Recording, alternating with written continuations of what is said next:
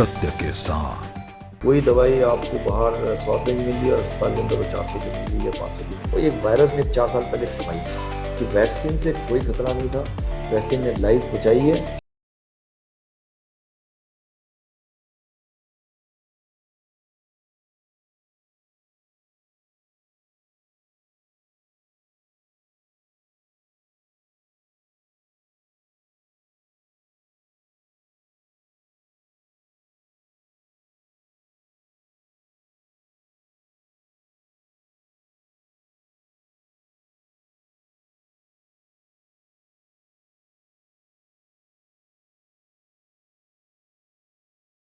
नमस्कार, मैं हूं मोहम्मद सलीम सैफी।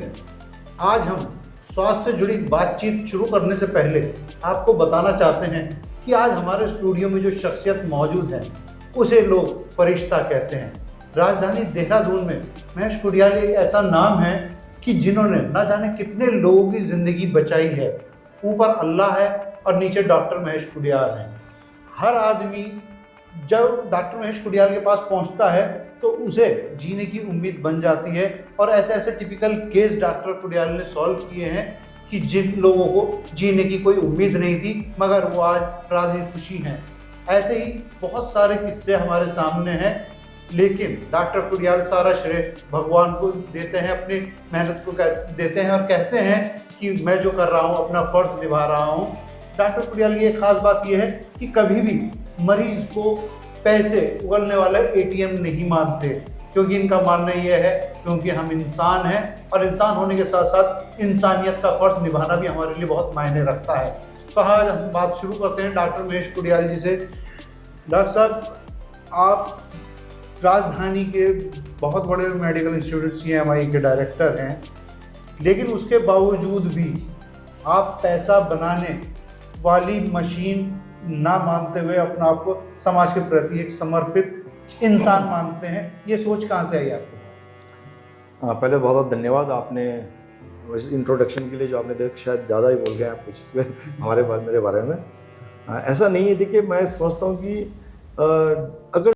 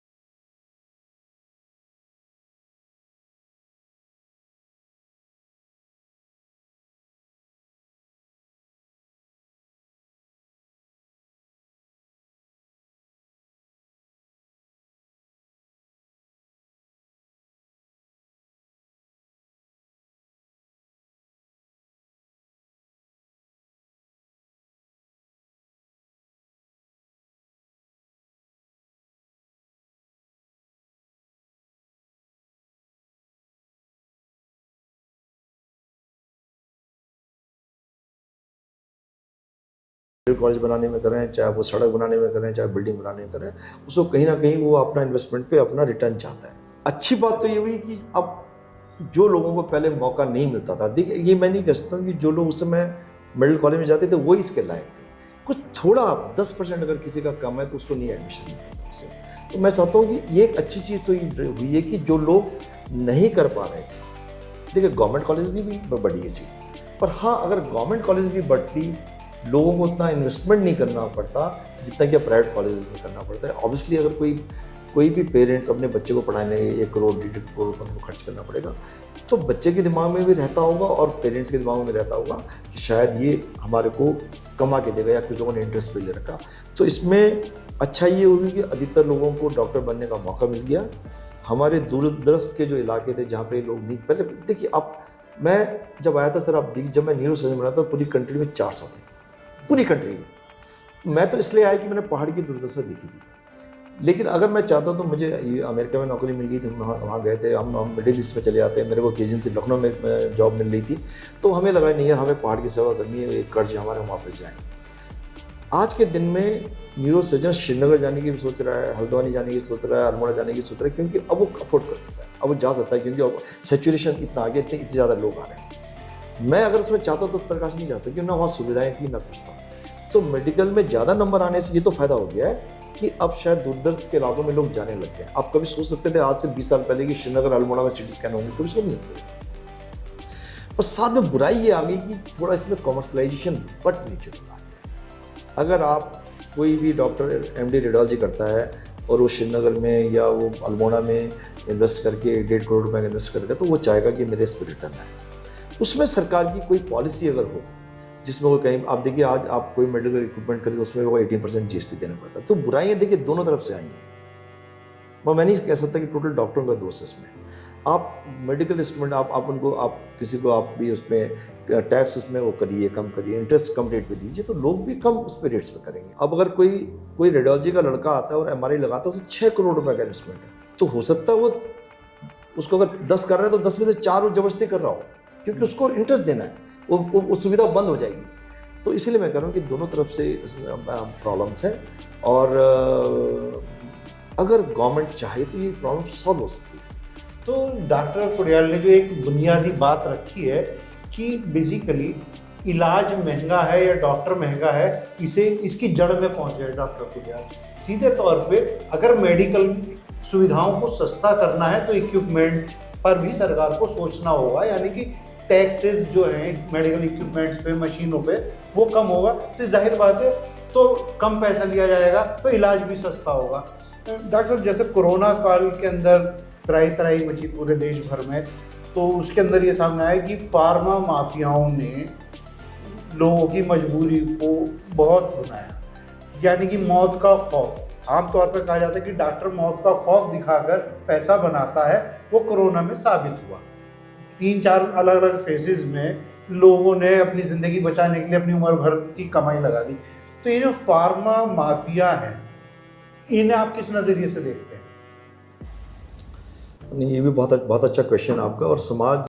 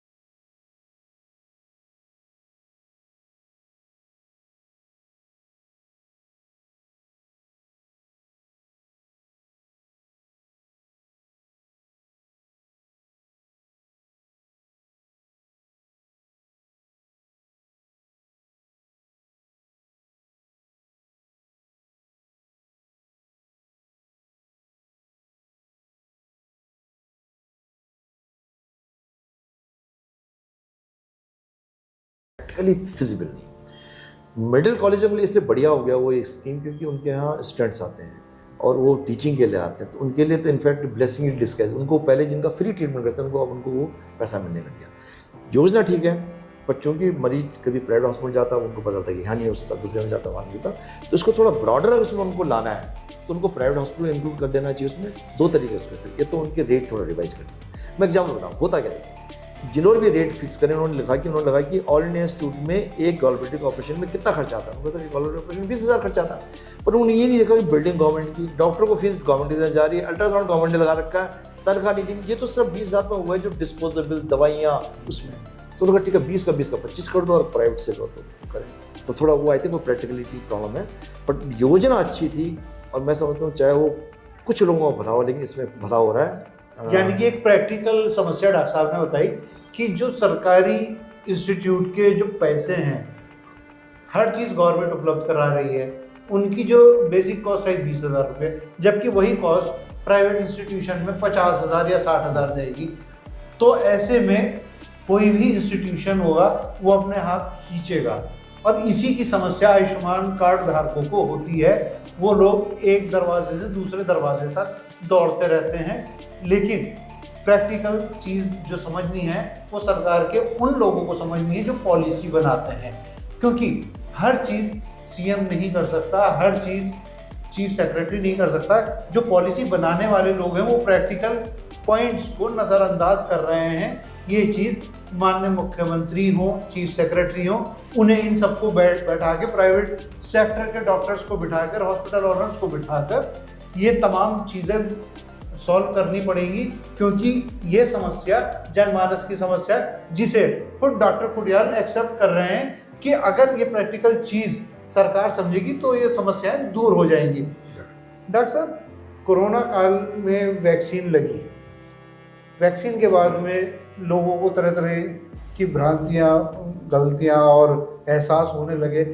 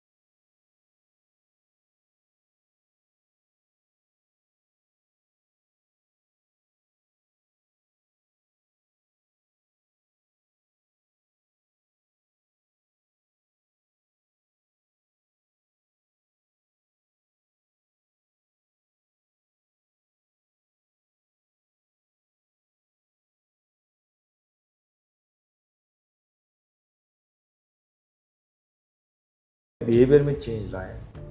अगर आपको लगता है कि मेंटल स्ट्रेस है तो आप कोशिश करें कि मेडिटेशन करें, योगा करें, आप किताबें ज़्यादा पढ़ें, नॉलेज गेन करने की कोशिश करें थ्रू बुक्स। आज के ज़माने में छोटे छोटे बच्चे मोबाइल, टीवी बहुत देखते हैं और ये आपकी थॉट प्रोसेस को ब्लॉक कर देता है, आपकी रीजनिंग को ब्लॉक कर देता है। आपको समय लगता है बहुत नॉलेज आ रहा है, आपको लगता है उसमें मुझे ये इन्फॉर्मेशन मिली, ये इन्फॉर्मेशन मिली, वो आपके ब्रेन में स्टोर नहीं होती। तो मेंटल हेल्थ के लिए कि बी एट पीस, कि आपने बहुत ज़्यादा गुस्सा नहीं करना है, आपने हर चीज़ में बहुत ज़्यादा रिएक्ट नहीं करना है। और अगर आपको लगता है कि आपको बहुत ज़्यादा स्ट्रेस है तो आप पहले मेडिटेशन से, योगा से कोशिश करें कि उसको आप अपने दिमाग को शांत कर सकें, आपके नेगेटिव थॉट हटा सकें उसको। और अगर नहीं तो आप मेडिकल हेल्प ले सकते हैं। ये तो मेंटल हेल्थ के लिए आपको। फिजिकल हेल्थ के लिए आपको क्या करना है कि आपने, अगर डिपेंड करता है आप किस एज में है।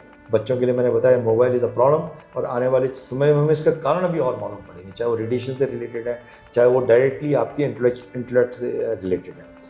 अगर आपकी एज मिडिल एज में तो आपको blood pressure, sugar, thyroid, obesity, smoking, alcohol, इन सब पे आपको कंट्रोल करना पड़ेगा। ये सब चीज़ें अल्टीमेटली आपके ब्रेन को, किडनी को, आइज़ को और हार्ट को अफेक्ट करती हैं। अच्छा खाएं, बेकरी, जो आपको जितने भी पैक्ड फूड हैं कोशिश करें उनको अवॉइड करने की। जितनी भी चीज़ें आपकी ग्रो कर रही हैं, चाहे पेड़ों पे चाहे खेतों में, उसको लेंगे तो नॉर्मल। देखिए ये सदियों से होता है, कि ये हमें पता नहीं, सदियों से ये हुआ है। जो लोगों ने, जो हमारे दादा लोग करते हैं, आप वो सारी लाइफ स्टाइल अगर आप वो समय अगर अपना लें तो डेफिनेटली आप हेल्दी रहेंगे।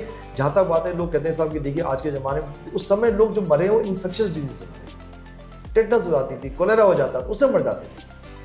तो ये नहीं कि वो उनकी हेल्दी लाइफ थी उनकी, लेकिन उसको इन्फेक्शन कंट्रोल के लिए कुछ नहीं था।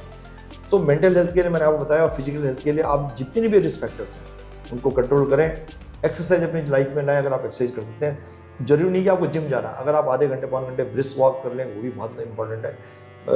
ब्रीदिंग एक्सरसाइज कर सकते हैं।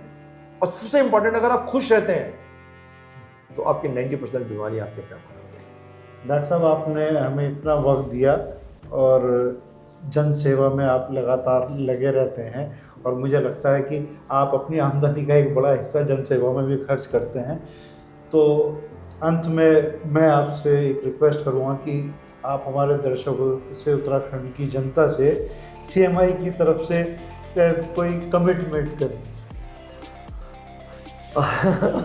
देखिए नहीं आपको बहुत, देखिए जो भी आप मुझसे कह रहे हैं ऑब्वियसली ये होता है, एक आपका एक समाज के लिए क्या कर सकते हैं हम लोग, समाज के उससे क्या करते हैं। तो एक तो जैसे मैंने बताया था कि हम एक, जैसे कि आजकल प्राइवेट हॉस्पिटल में आयुष्मान कहीं भी नहीं, मैंने बताया, तो हमने इसमें एक पहल करा। मैंने हमारे स्वास्थ्य मंत्री उनसे कहा था कि आप ऐसा कर सकते हैं, कुछ बेड्स आप रिजर्व रखिए। हम भी चाहते हैं कि उन गरीब, हमें भी बुरा लगता है अगर हम किसी गरीब मरीज को बताएंगे हमारे आयुष्मान। एक तो हम आयुष्मान के लिए कोशिश कर रहे हैं, साथ में हम सारे और पैनल जो भी, चाहे स्टेट का जो गोल्डन कार्ड है, कुछ वो CMI हॉस्पिटल हम चाहते हैं कि आर्मी वाले हैं वो तो हम कर रहे हैं।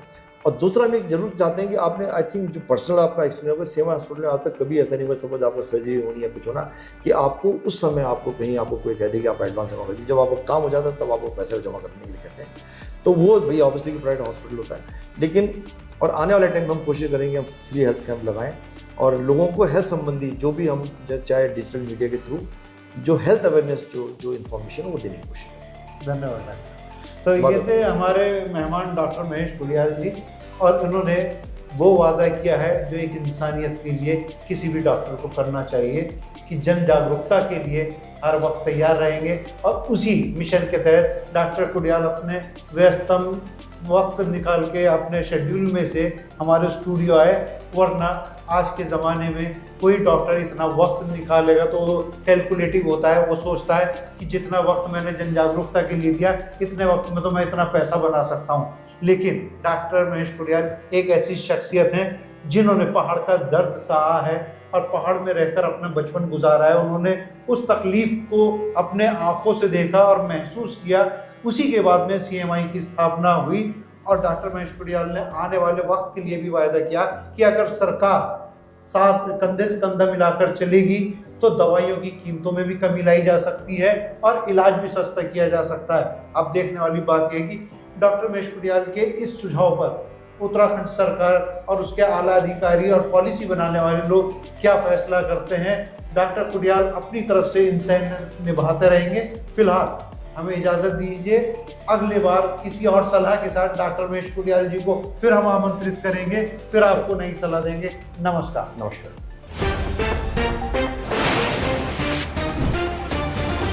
सत्य के साथ।